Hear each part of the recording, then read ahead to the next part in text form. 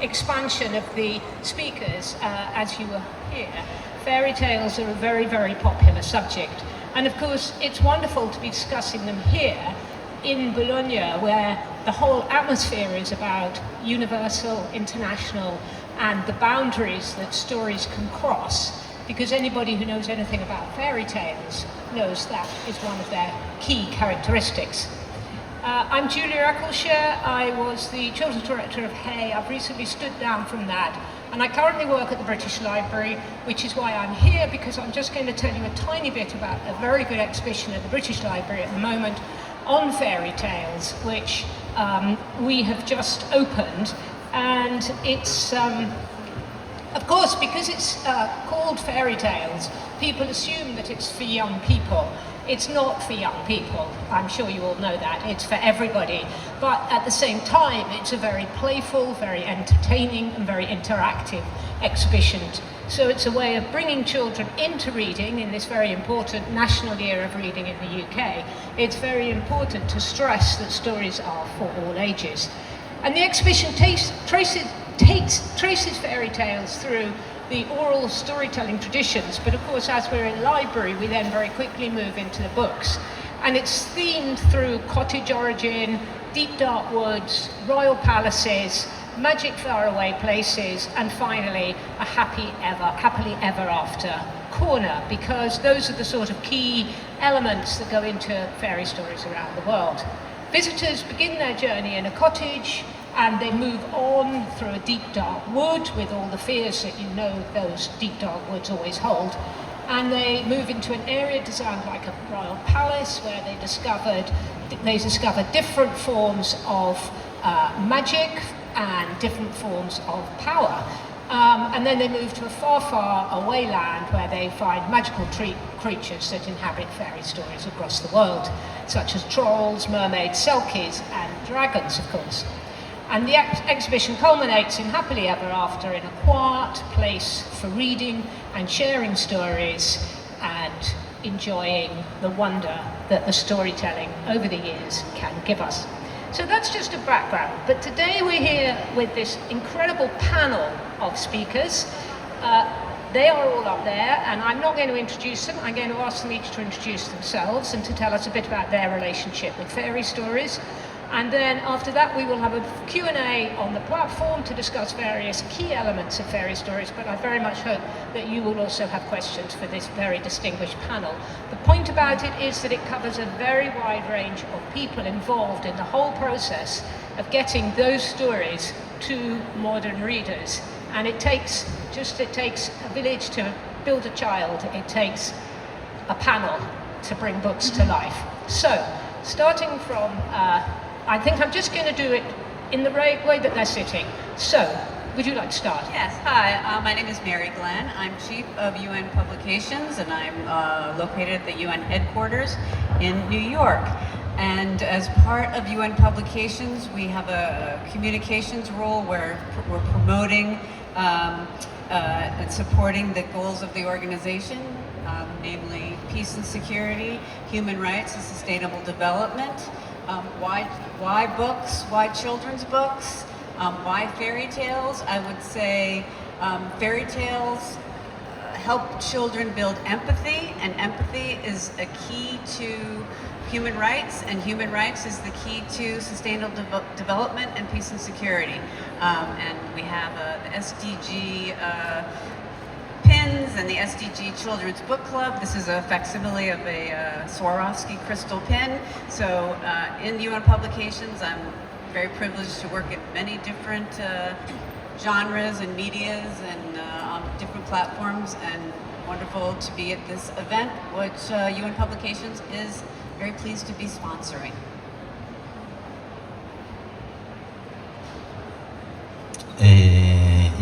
Io sono Fabian Negrin, sto parlando e parlerò in italiano, e mi sembra che ci sia stato qualche problema con il traduttore perché qua ancora non c'è nessuno. C'è qualcuno che vuole fare il traduttore? Si siede qua, italiano e inglese? Sì, sì. Ok, un applauso per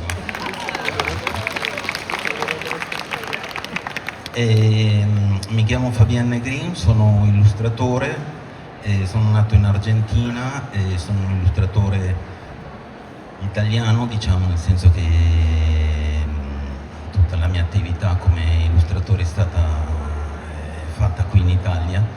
E sono un illustratore che scrive, diciamo, nel senso che pian piano la mia attività si è spostata negli albi illustrati a scrivere le mie proprie storie e a fare dei ritool di fiabe.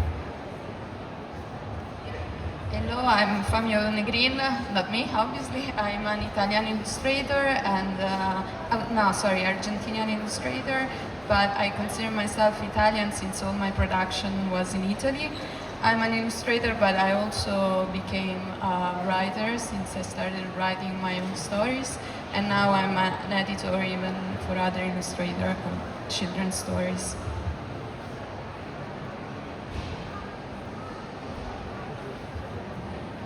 Yeah.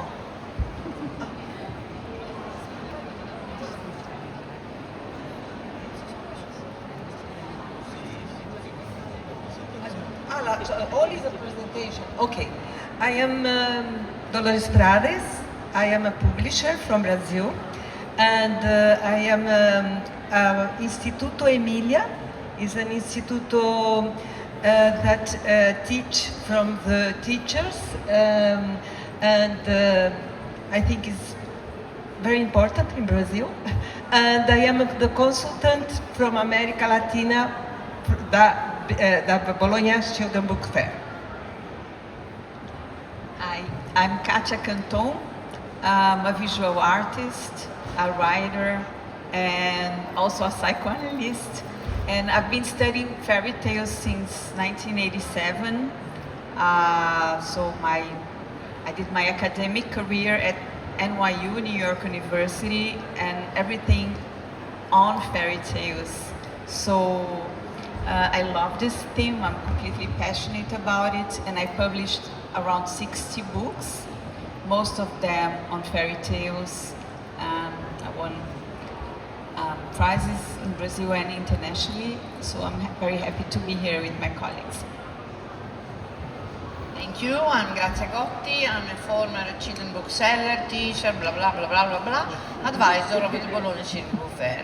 I'm in charge for the Bologna Ragazzi Award, so usually every year I collect many thousands of books coming from all over the world, fiction, non-fiction, opera prima, toddler, comics, and as you see, every year the fair decide a special section. We must decide in advance, obviously, to tell to the publisher to send the books in time to attend the competition, and usually I'm asked to propose a theme.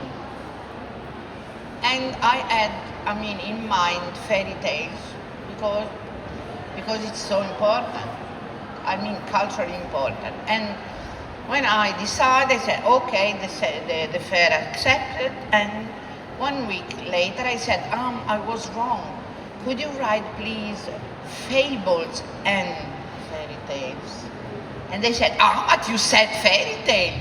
I said, yeah, you just must add fables. Believe me, add fables. So 170 books came, and was the production of the last 5 years, because the rules was the last 5 years. I was very happy, because if you propose a theme and no books come, the fair is, Grazia, what have you done? So the result is good.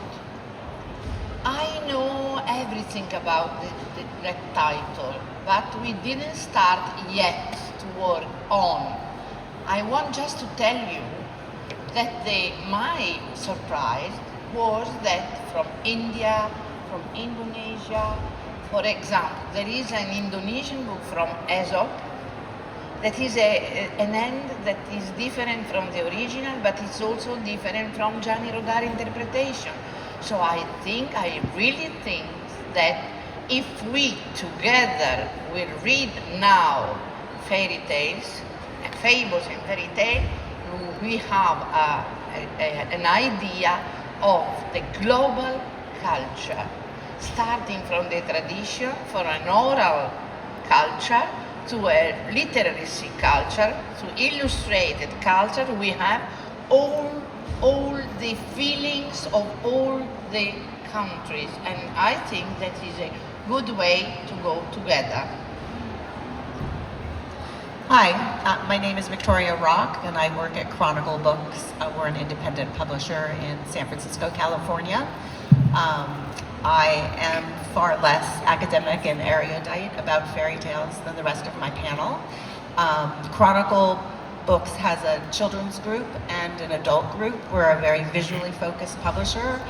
And when we're talking about our books later, what's been interesting for us is that many of the way of traditionally collecting fairy tales in an anthology have been much more successful when we have published those on our adult list. But we also see that those books move into the children's world because we see them winning awards for libraries. We know they have been selected for some categories at the Bologna Book Fair. And then our children's fairy tales are sometimes a little bit less traditional than what's on our adult list. And that just seems like an interesting arc when you think about the millennia of fairy tales that were for adults became treated in a much more juvenile way and sort of lost a lot of the depth of fairy tales. And now we can see that they're coming back. They never went away, but that from a publishing standpoint for us, that they can now go to any kind of person that we are trying to get books to. Thank you all very much. I think that's a very rounded position on fairy stories. I loved your point at the beginning about empathy and that being such an important thing that fairy tales can give readers. And Grazia, your point about this is really the bedrock of reading and of international cultural exchange. I'm just going to ask Fabian to do an introduction to why he feels that being an illustrator of fairy tales is so particular and so special.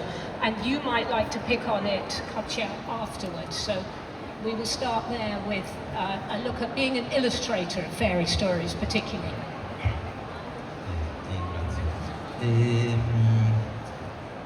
Diciamo, le fiabe sono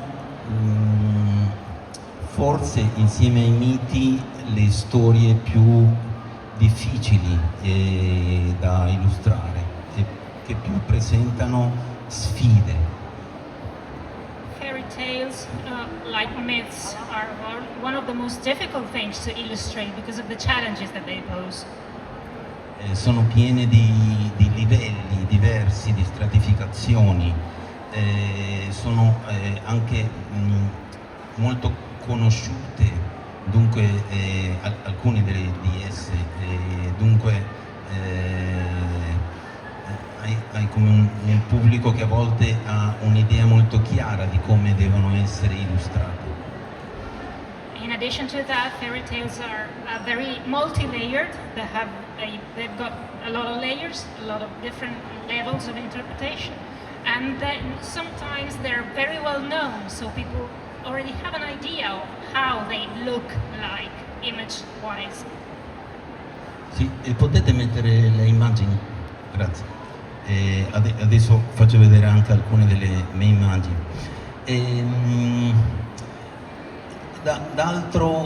In un altro senso sono delle storie molto facili da illustrare, nel senso che alcune di esse sono le più belle storie che ha l'umanità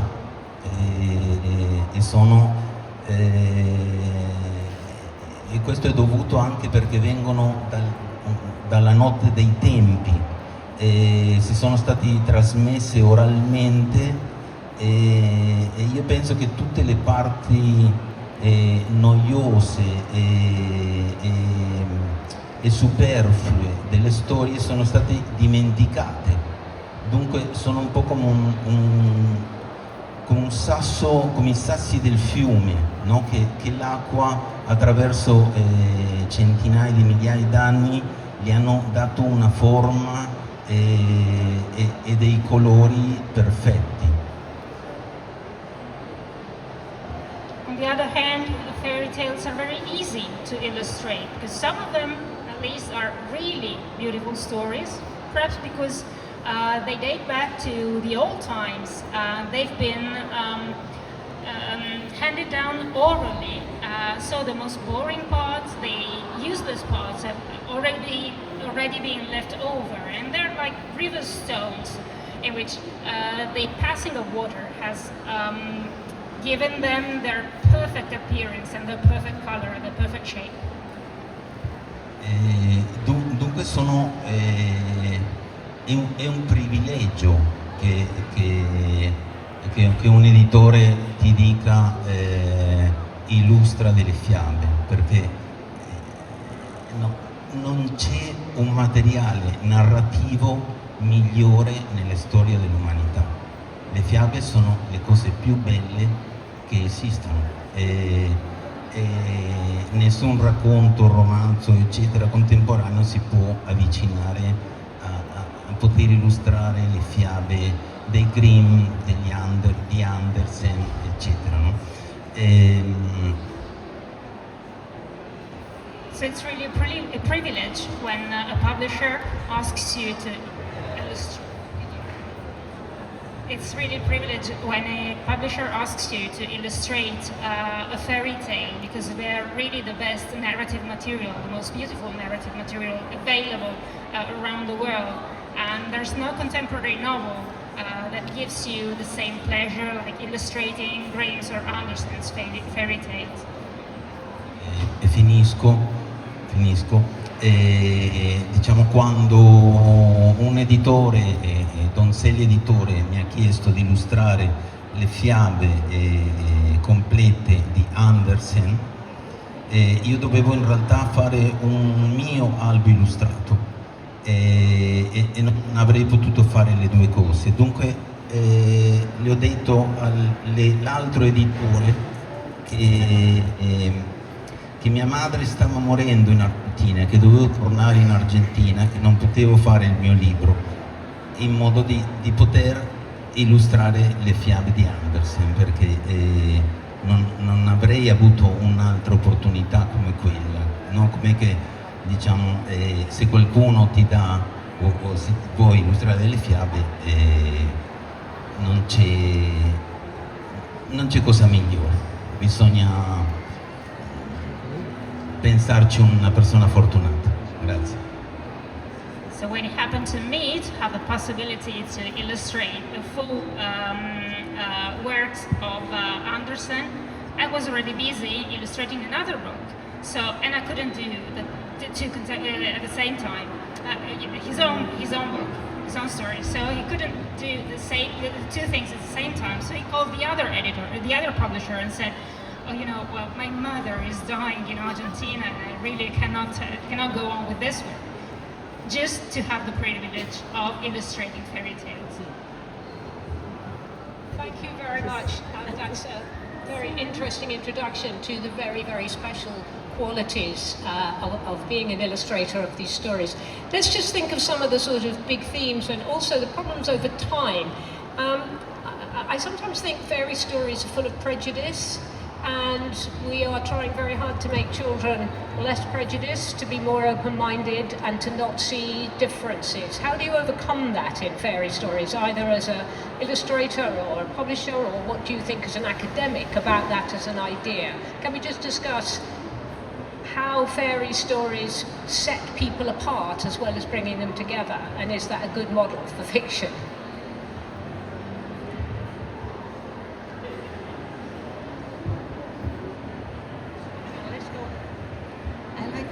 When he said that the stories are very well known.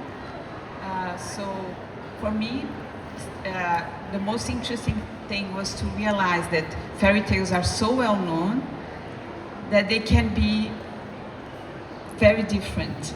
They can be reinterpreted over and over time in different social contexts, in different. So they are not the stories that we are used to know. We are used to have a certain vocabulary that's more like Disney-like. We learn fairy tales, the considered classical fairy tales, we learn from our modern times, like but this is a very small and very restricted vocabulary. Fairy tales are much stronger than that. We can call them, instead of fairy tales, we can call magic tales, because fairy tales refer to a literary version that began to be practiced in the 17th century with Madame de Noix, like in French saloons, and also Charles Perrault, that we all know. Charles Perrault was responsible for making the stories into the children's universe, but these stories were not made for children, as Julia put it. They are they have erotic content, they have violent content, and these stories are really ancient. Now, I am a Brazilian, also Italian, but Brazilian, living in Portugal, and in Portugal, some researchers found out that the stories that we know are much older than we expected. Like the Belle and the Beast is like 6,000 years old, much older. We thought it would be like 2,000 years old. So it's something like we are expanding discoveries about the way these stories existed forever, and they also may be responsible for the Homo sapiens to continue, because narratives made us who we are. It's a more complex thing, but stories made us who we are.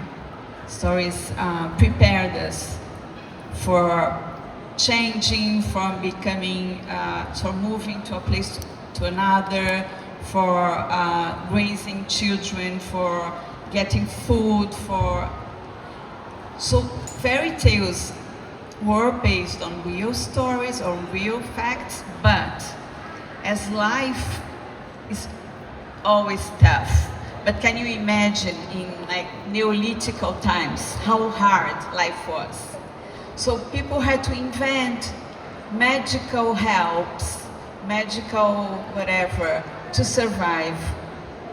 People had to have dreams and to have magical helpers and fairy mothers as a way to be able to deal with reality, with a tough reality. And I think that's really what was something that enchanted me and even made me go into psychoanalysis, because all this magical help, this onirical things that we count on to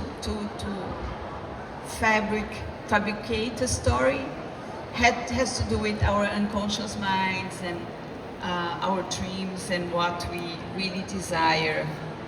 So it's a beautiful story. It's not only about the way we see Cinderella or Sleeping Beauty, or it's not about that. It's much richer than that.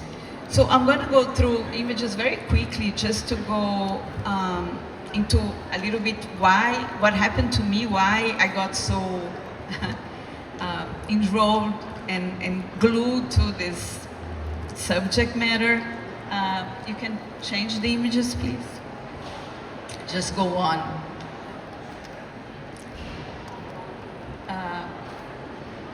Well, so I was going to tell you that it's me. Oh, okay.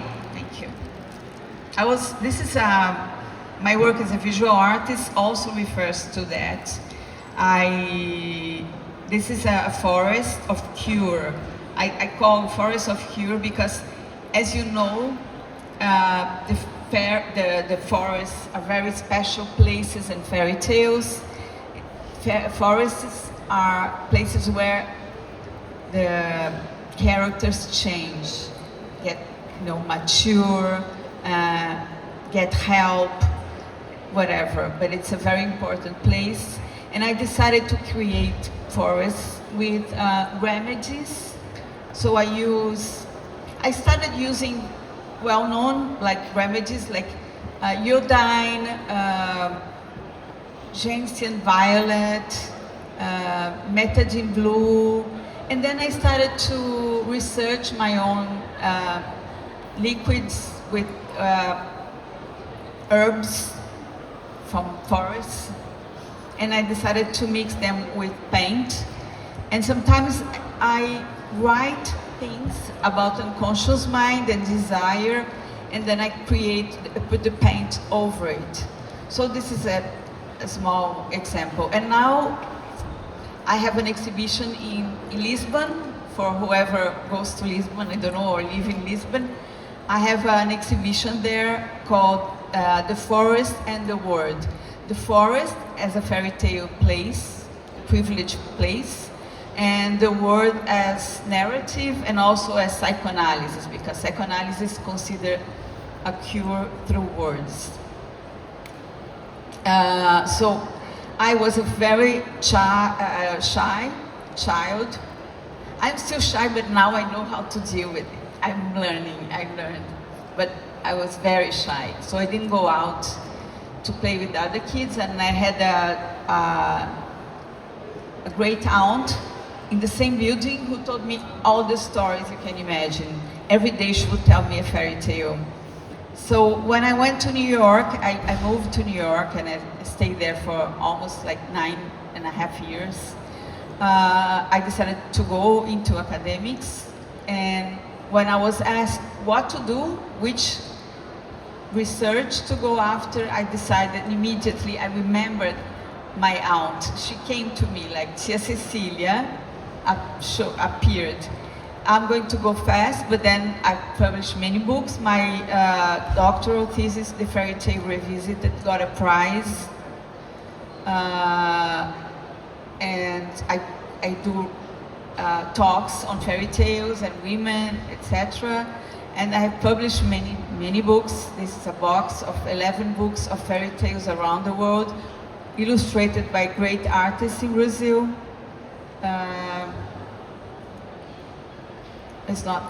This is some of the books. No. This is love legends from Brazilian indigenous people. This is a current book called Incredible Girls.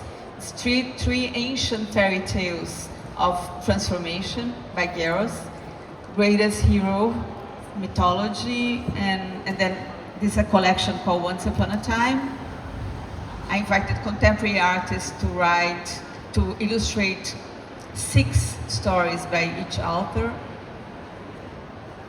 And this is Hans Christian Andersen, which I love. And you asked Julia about social justice, and I chose Andersen only focus on social justice. This is an encyclopedia I participate, published by Donald Haas together with Jack Zipes. This is other books of mine. This is my last image, The Enchanted Kitchen of Fairy Tales and The Curious Kitchen of Fables, that have, especially the first, been translated into many languages. That's it. Thank you. Thank you very much. Yes, I was going to say, would you like to say something about Now I'm still reading the 770 books. Yes, because when I suggested this content, this theme, I was conscious that we need now to discuss again. Because everyone says, oh, it's very important because they're archetypical of our culture. But nowadays, we have a part of women against fairy tale, the stereotype, blah, blah, blah, blah, blah. So, I want to say nothing for now, because I'm expecting to study, to read, but I'm very happy because the most exciting book till now to me comes from India. Wow, I said, Indian culture on classical fairy tales. And this is amazing, this is so smart because the main character of the fairy tales decides to go away because this planet doesn't deserve them. I said, wow, how smart he is, how smart. So I think that we must face now the theme. We must be very careful. We must take in consideration each country. There is an Indonesian book, a pop-up on Aesop fable of a grasshopper and the ant that astonished me because in the past, for the Greek culture, if you are a grasshopper and you sing, you are out because the ant thinks about when winter will come. Then in Italy, Gianni Rodari, a great man, he said, I'm staying on the part of the grasshopper. It's too easy to say, to do what? The Indonesian comes at the end, the grasshopper sing, the ant work, and it's winter, and the grasshopper knocked to the door, and he's really cold and miserable, and the ant is like that with the bag. He said, who are you? He opened the door, he looked at the grasshopper, he said, please come in. Wow, please come in. Which culture? What does mean that, for example, Buddhism as another way to take care of the people, of the human being? That is what I want. I'm ready even to laugh, because when I read a fairy tale, manipulated by Roald Dahl, wow, it's smart, intelligent, ironic. So I want to, turn pages, telling something new, globally, not European or globally thinking. Thank you. Well, I think, Mary, would you like to pick up on that? Because in the UN, that must be something you're very conscious of, stories from other places. And then, if you would like to say something, because you've got some good publications there. Just briefly, with the SDG Children's Book Club was conceived in order to encourage publishers from around the world, starting with the 6 official languages, to submit the books that they have published on all the topics of the Sustainable Development Goals in their native languages. And we've since expanded that to local chapters because there was such a great demand for African chapters, and other local chapters in Brazil. So it's been a really great success, and that, of course, for the UN, multilingualism and making sure there's representation from around the world. And the SDG Children's Book Club has gone a long way with that. Victoria, as a publisher, that must be something that concerns you a lot as well. Yes, it does. And, harkening back to how do we keep them fresh, for lack of a better way of saying it, if we want to expand the inclusivity of who the stories can appeal to. Some of that, thinking about it purely through the idea of how we make our books, since we're at a book fair, is who can be allowed to tell these stories, that they are global stories, they don't belong to any group of people or any particular time, and also to allow creators to find new ways to tell the stories. So this is an interesting example, I think, of a collection of fairy tales for young children that was created almost as a game. And so instead of writing about Little Red Riding Hood, the child reader becomes the characters in each of the stories. And so the text will say basically, hurry up, your mother is telling you to get up. You have to do something special for her. You need to take something to your grandmother. And then as they read through the pages, the child makes a decision on where to go in the book. And so lots of different things can happen. And so they become an active participant in not only receiving the story, but creating the story that feels like a much more modern approach and can therefore appeal to kids who have a modern sensibility, even though they're getting the same heart of the stories that they've always gotten. And likewise, in my little bag here, I could put on the table later, just thinking about how to bring a particularly new sense of design or illustration style to just how you create the book. So the stories may read in a similar way, but they are packaged in a way that will appeal to new readers and to a broader scope of readers. And so it makes them want to pick up the books instead of feeling that they're a dusty old tome that doesn't feel like something they necessarily want to have on their table or next to their bed. And so it's the idea of taking something old and putting it in a new package so that, again, it can just feel more relatable. And again, not changing the stories from a bookmaking standpoint, just about how you showcase those stories. So those are the kinds of things that we think about as a publisher, as what do we do with the actual physical creation of a book, whether it's through the voice in the story or the actual physical materials of the book itself. Katia, within your presentation, you said something about you said something about transformation and about fairy. Well, of course, one of the truisms of fairy stories is there are no fairies, but you made that point, which is really that it's about how you use your imagination as how the story creates something imaginative which allows the reader to escape from where they are. Do you think fairy stories are read mostly for escapism or for understanding yourself better? For sure, it's about understanding us better, and I think I like what Mary said about what it is in terms of empathy. But as I said in the beginning, the stories really made us historically make us survive. It's a question of surviving. It's more than that. It's more than even understanding ourselves, but it's a question of survival.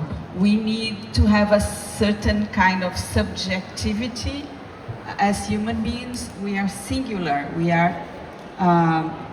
That's what makes us human. It's having a singularity, as subjectivity to go into feelings, to understand. So it's not a question of escaping, it's a question of creating new worlds for us, new lives. It's a possibility of transforming life.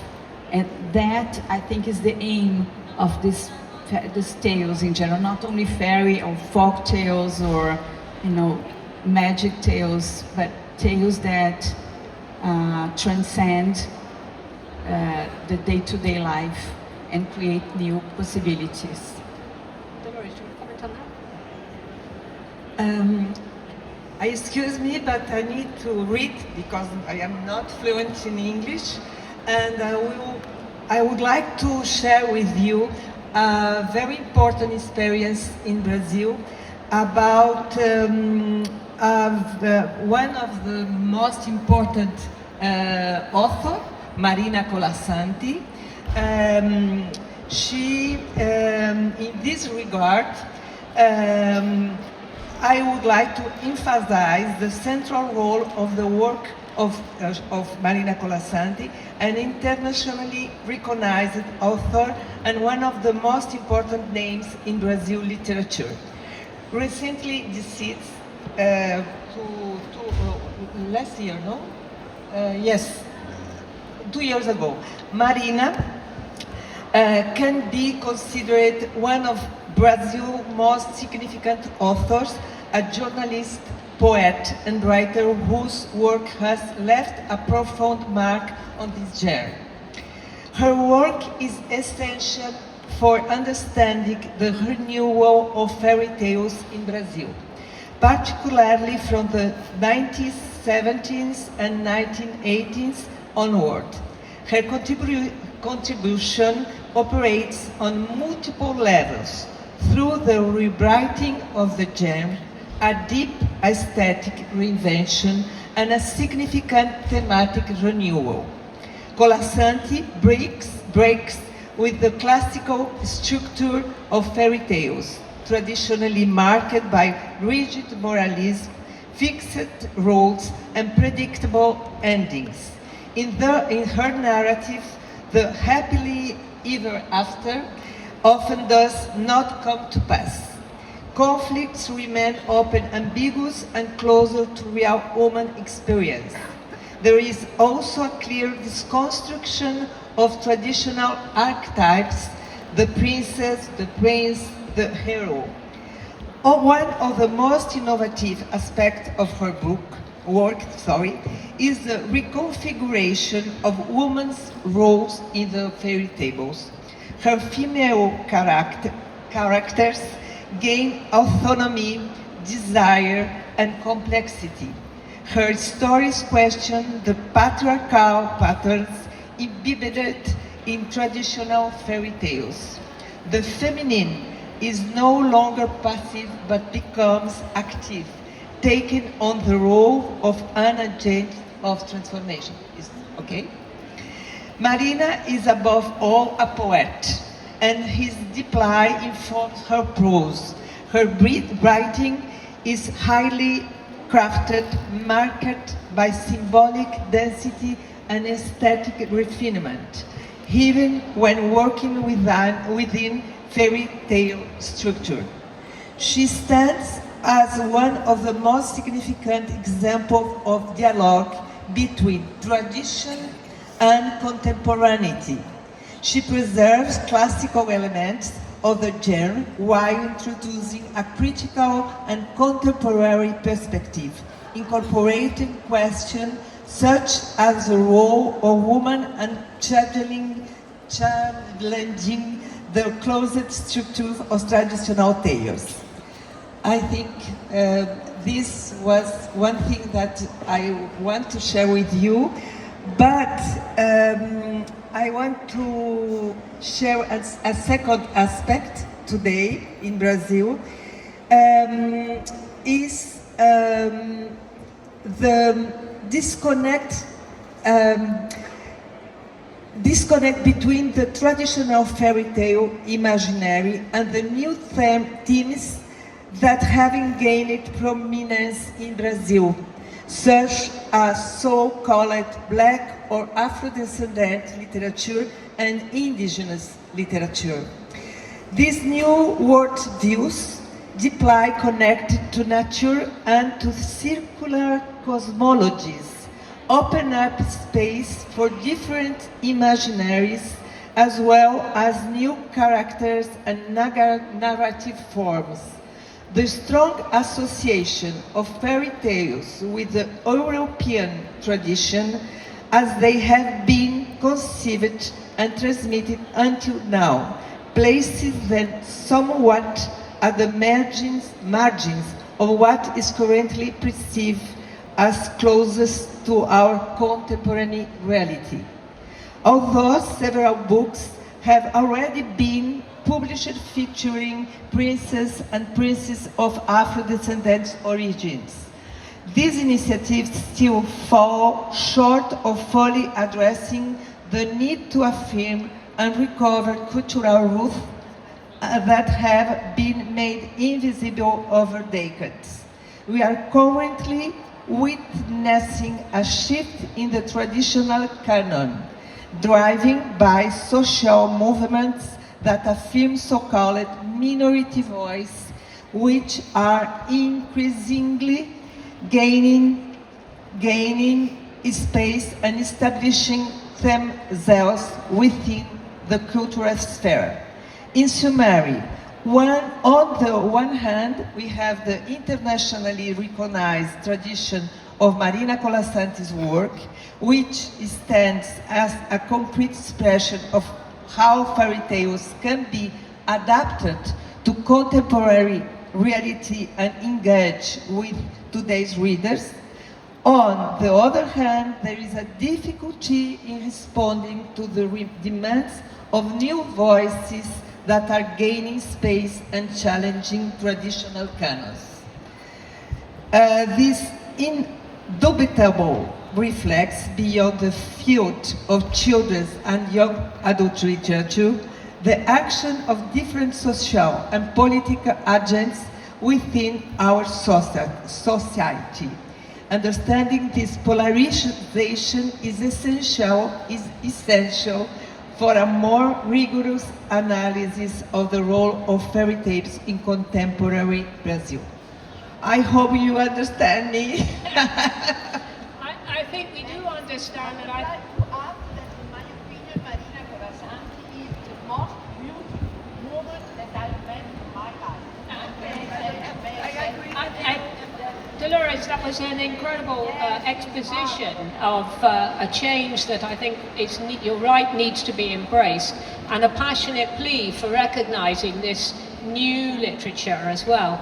But I think from all of you, what we've heard is that fairy stories are a place of great active change, and this idea that we can keep them as part of children and adult literature and a sort of gateway to sharing cultures by keeping them alive and by keeping them very fresh. I love the idea of a publisher turning them into a choose-your-own action adventure, because we all know one of the things in fairy stories is fear and risk, and children need to explore those for themselves, and fairy stories are a great way of doing it.